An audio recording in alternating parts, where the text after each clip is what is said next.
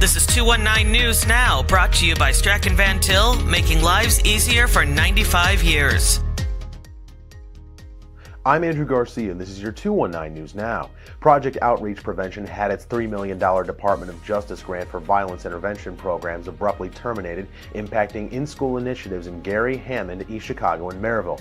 The grant cut is part of Donald Trump's efforts to reduce federal spending, affecting various community violence intervention programs nationwide. The grant had supported crucial programs like conflict resolution skills and peer mentoring, leaving organizations like POP to rely on fundraising to continue their efforts. Lakeshore Public Media is facing severe financial challenges after state lawmakers unexpectedly cut funding in response to declining tax revenue. Lakeshore Public Media is grappling with a 30% cut to its budget, leading to cost reductions and efforts to secure alternative sources of support.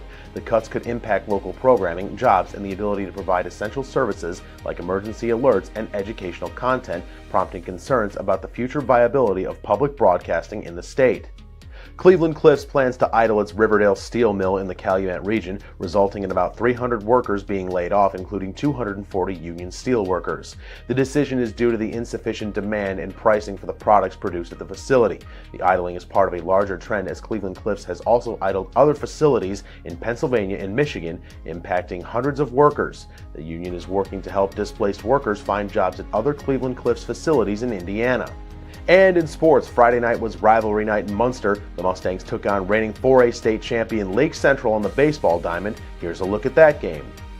It's the game that lights up Northwest Indiana. Lake Central hits the road to take on arch-rival Munster. The Mustangs in search of a sixth straight win. The Indians, meanwhile, are trying for a third consecutive victory, and the visitors come out aggressive. Top one, a man on for Ryder Fernandez. The senior bounces one to the right side. The Mustangs take the out at first while LC takes the run. Tribe strikes first as Jacob Fig comes in to score. Moving to the bottom of the second, Munster threatens. Luke Zelaya grounds one through the left side for a hit. Danny Schasberger rounds third base and heads home with the equalizer. It's 1-1.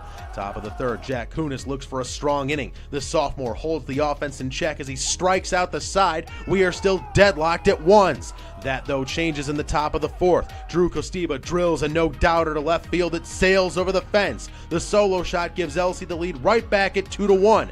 Munster keeps the Indians in check, and in the fifth, the Mustangs go to work. Donovan Craig shoots one down the opposite line. Zelaya turns on the burners and races around with Munster's second run of the game. We are tied once again as Craig ends up at third base. Moments later, Nate Southwell takes a page out of Craig's book and goes the other way. The freshman comes in with another run. Munster takes its first lead of the night. One inning later, the home team looks to pad its lead. Kobe Shelton squares and drops one down. The senior hustles up the line as the Indians throw it away. Zach Wright stops at second base and then has to restart the engines to score. The senior sprinting for the plate. Munster adds another run after that on a sac fly, and that is more than enough in this one. The Mustangs complete the comeback and knock off the defending 4A champs 5-2.